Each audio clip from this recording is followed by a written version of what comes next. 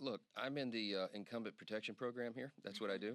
Speaker of the House, and you know me. I'm 100% behind this continuing resolution. This is not your grandfather's continuing resolution.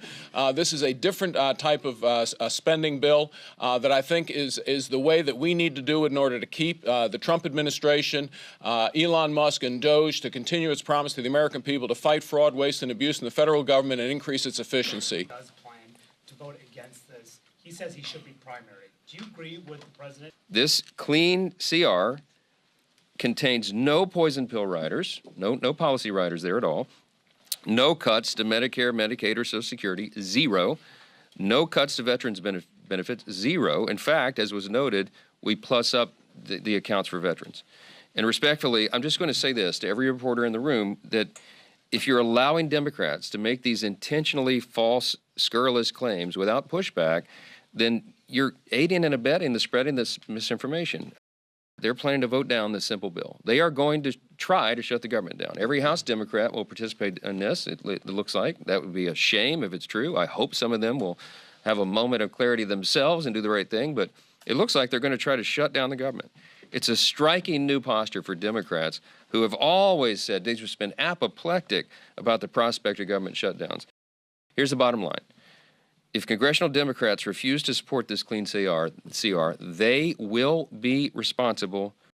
We'll have the votes. We're going to pass the CR. We can do it on our own. But what I'm saying is Democrats ought to do the responsible thing, follow their own advice in every previous scenario, and keep the government open. It's their choice. Thomas and I have had disagreements, but I consider Thomas Massie a friend.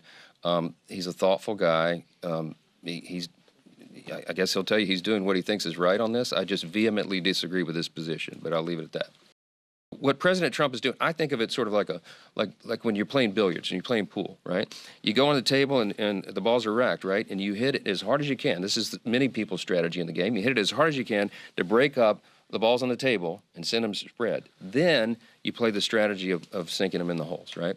That's what we're doing right now. It is a shakeup, and he said there's going to be a shakeup right now, but this is what's required, in my mind, to start the process of repairing and restoring the American economy. I believe that the strategy is going to work.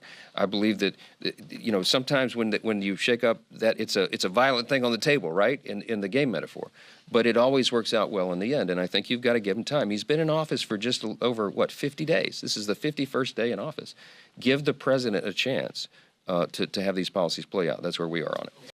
If you are on a student visa and you're in America, and you're an aspiring young terrorist who wants to prey upon your Jewish classmates, you're going home.